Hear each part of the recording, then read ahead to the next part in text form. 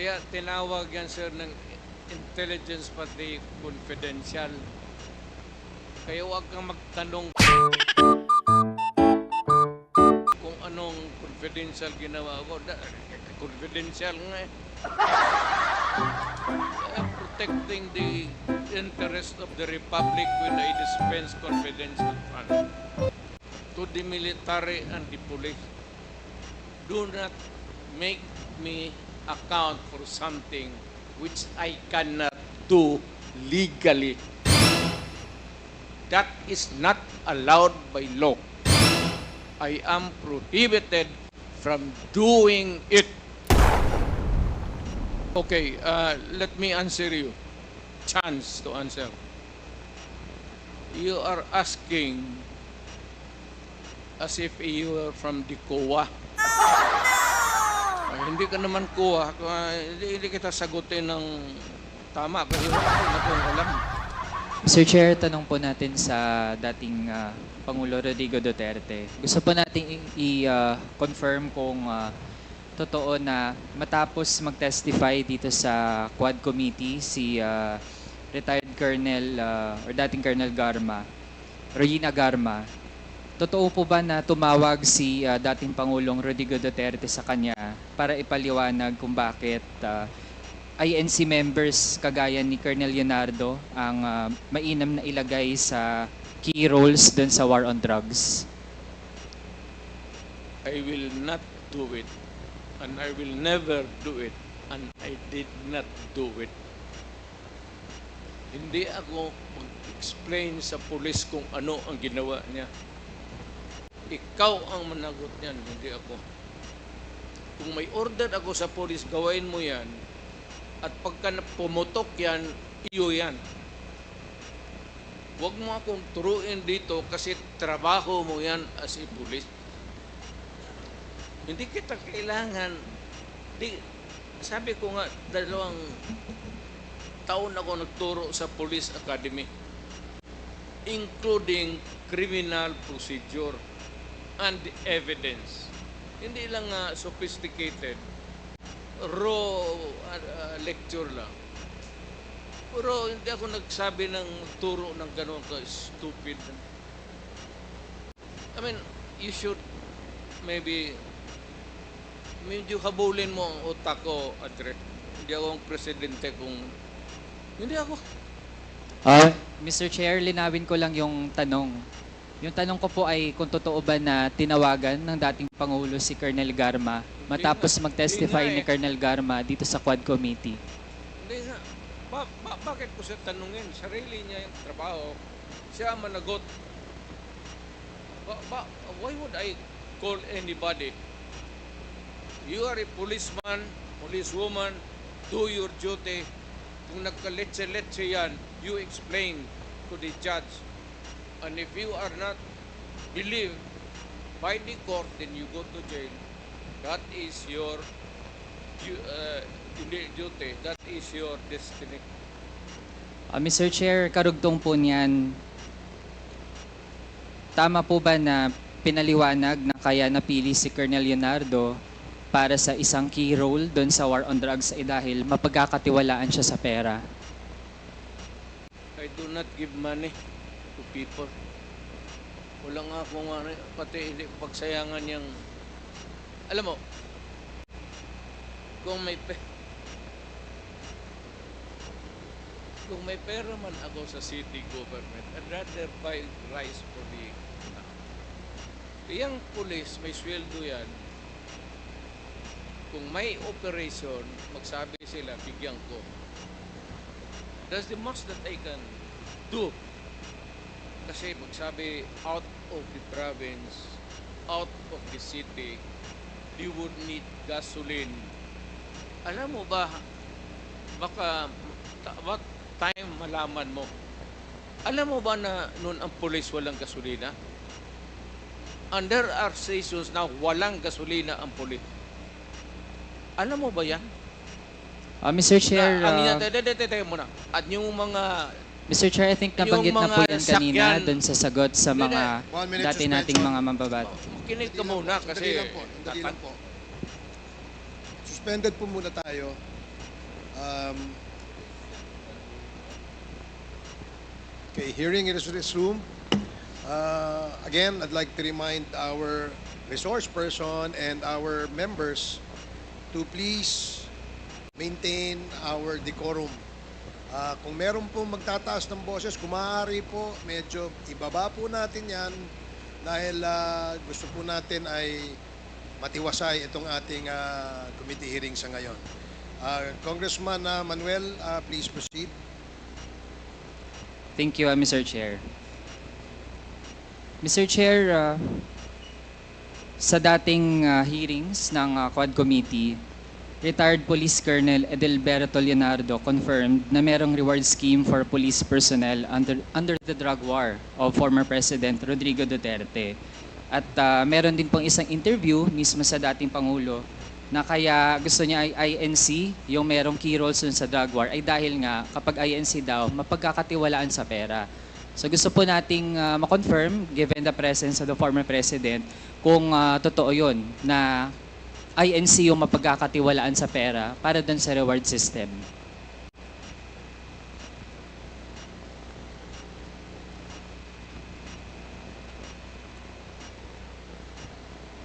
The reward system. Ganito yan. Lahat ng governors pati mayors ginagawa yan.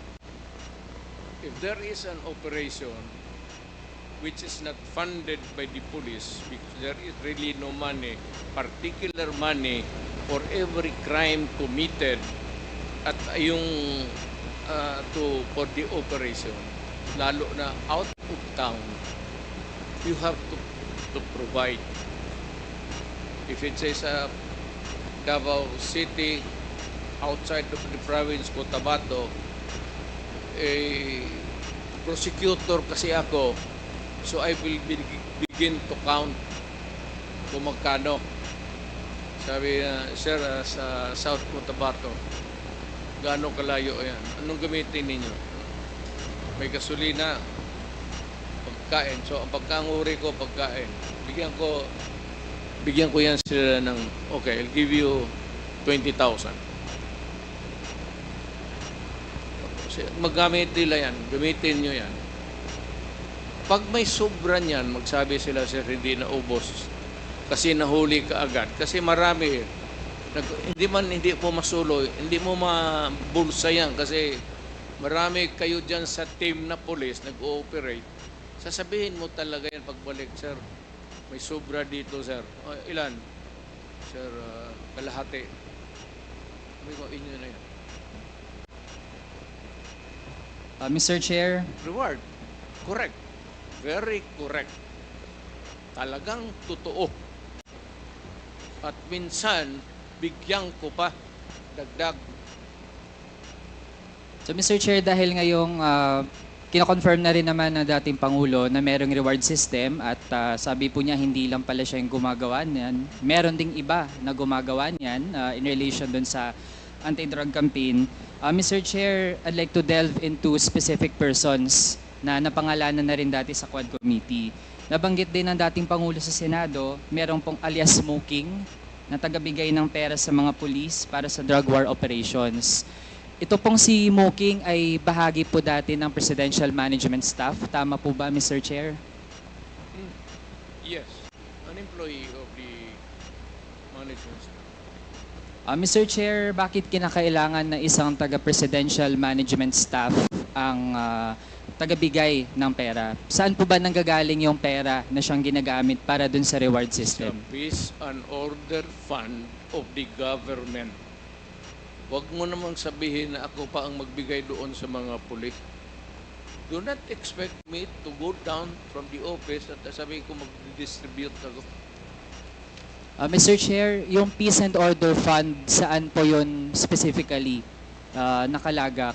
Galing po ba yun sa pondo ng Office of the President? Lahat ng opisina, sir, from the President down to the Governor, Mayors, may Peace and Order Fund. Discretionary yan. Ng Mayor, ng Governor, ng Presidente. Mr. Chair, yung Peace and Order Fund sa mga local government units natin, yun po ay kinukuha mula dun sa confidential fund. So kung sa Office of the President, lalo na't meron ding allocation for confidential and intelligence fund, dun din po ba kinukuha yung Peace and Order Fund para dun sa reward system? I will not answer your question. I do have to make an accounting of what I did as president. That's official and personal to me. Mr. Chair, bahagi ito ng ating gustong siyasatin dito sa Quad Committee kasi kanina din naman po ang banggit lahat ng mga nagpapatupad ng ganitong operations. Yun yung source, Peace and Order Fund. Pero kailangan malinaw din saan talagang item, anong allocation po yun. So kung sa mga LGU, malinaw naman, confidential fund. Pero sa Office of the President, dahil po actually ay iilan lang naman yung mga line items doon. At kung meron dyan na pinaka-swak para dun sa Peace and Order, yun po ay confidential and intelligence fund. So gusto po nating ma-confirm lang, dahil po nalaman natin meron talagang reward system at merong pinanggagalingan yung pondo para dun sa reward system.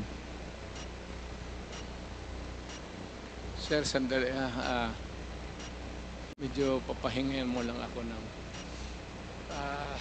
1 minute suspension. Kaya tinawag yan, sir, ng intelligence pati confidential. Kaya huwag kang magtanong kung anong confidential ginawa ko. Confidential nga eh. I am protecting the interest of the Republic when I dispense confidential fund to the military and the police. Do not make me account for something which I cannot do legally. That is not allowed by law. I am prohibited from doing it. Mr. Chair, I believe hindi tayo pwedeng sabihan dito sa committee na hindi tayo pwedeng magtanong lalo sa mga bagay na relevant dun sa ating investigations. And Mr. Chair, I was not even asking kung sino yung mga hanggang sa level ng mga regional police units, sino mga nakatanggap. I was simply asking yung nature ng paggamit ng pondo na iyon. And Mr. Chair, there's nothing in the joint circular on confidential and intelligence funds that says that we cannot ask general questions, Mr. Chair. Kaya kung ayaw po tayong sagutin dun sa ganong mga bagay, then I think that's actually an indirect admission na dun talaga nanggagaling at ayaw lang pong specify ng ating resource person yung nitty-gritty. Pero yun na po yung nagtutugma yung Peace and Order Fund na pwede talagang kunin doon sa Confidential and Intelligence Fund na actually ay lumobo ng sobrang taas sa ilalim po ng term ng past administration. So actually po, we gave our resource person a chance to answer pero nagdi-deviate po mula doon sa paano talaga sana sagutin ng diretso kasi simple lang naman po yung tanong kung doon ba kinukuha. Okay, let me answer you. Chance to answer. You are asking as if you were from the COA. Hindi ka naman COA. Hindi kita sagutin ng tama kasi wala rin akong alam. COA, kailangan mo ng report. So you have to bring the papers. You're asking questions that are pertaining to COA. Ano? Hindi naman ako COA. Mayor ako tapos presidente.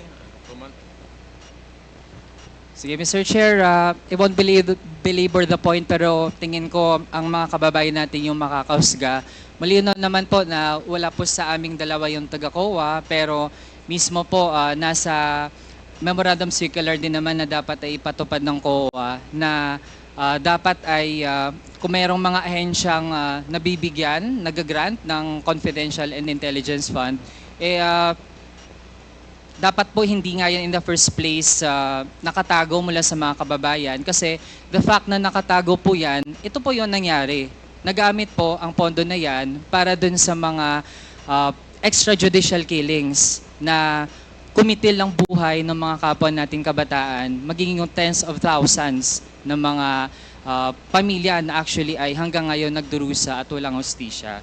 So, kasunod nating tanong, Mr. Chair, dun sa paano ba nabubuo yung mga drug lists ng itong tinatarget ng war on drugs ng dating administrasyon. Sino po ba yung mga nagbuo ng drug list? At ito yung mga kasama dun sa tinatarget ng war on drugs ng dating administrasyon.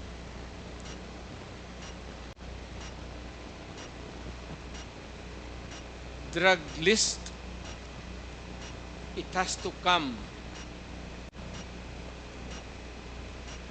Hindi naman sa department store yan. It has to come from the police doing the undercover. Mr. Chair, yung mga napangalanan dati dito sa Quad Committee, kagaya ni na Colonel Leonardo, bahagi ba sila ng mga nagbuo nitong drug list? I don't know hindi ko alam ang unit niya in particular. I only know that he's a policeman. Pero hindi ako nagtatanong kung saan siya galing, from where, kung saan siya nagtrabaho from one unit to another in the course of their being a policeman. Marami yan silang dinaanan. They are not just there diretso. So, yung tinatanong mo should be answered by Leonardo, not me. Mr. Chair, lalo na't ang drug war ay ang number one reference nito ang pronouncements ng dating Pangulo. Kaya po, we have every right to ask our resource person tungkol dun sa pagbubuo ng mga drug list. Mr. Chair, ano po ang vetting process bago ma-finalize yung mga drug list? Ano pong pinagdadaanan? Halimbawa, may nagsabi, ito, involved to sa kalakaran ng droga.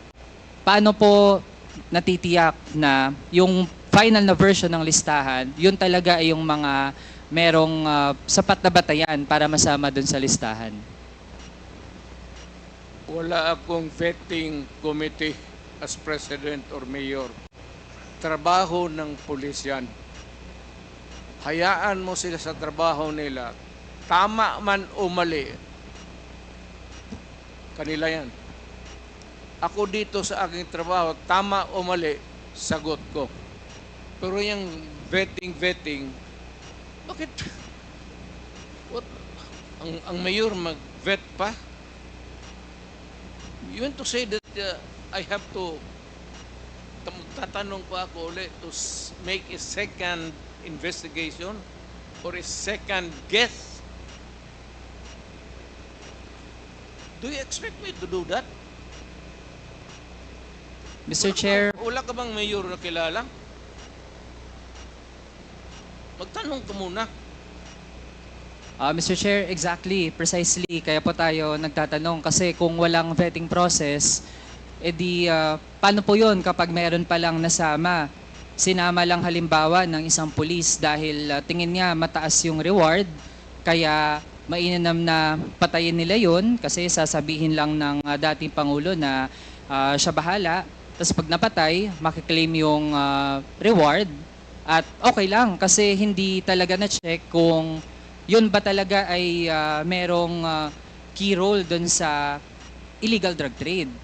So with that, Mr. Chair, sabi din po kanina kasi yung mga high value targets, yun talaga ang dapat mangyari dun, patayin.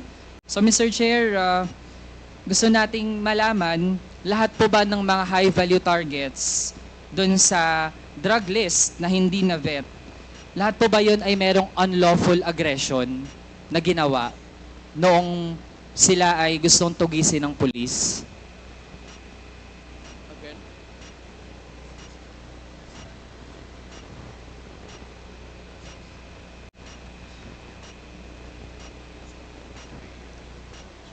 It's not yeah, I know. Nakuha ko na. Kinig kasi ako sa ulan eh. Ulan ba yan?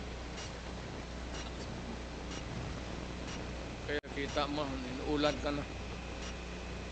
yung hindi ko trabaho. Hindi ko trabaho yan. Hindi trabaho ng presidente, hindi trabaho ng mayor. I do not have that kind of duty. Kaya ako may military ng presidente, may police. Anong mayor ako, may police ako. Yun ang trabaho nila. Ang trabaho nila, the end game is really to produce the name of persons who are in the drug industry.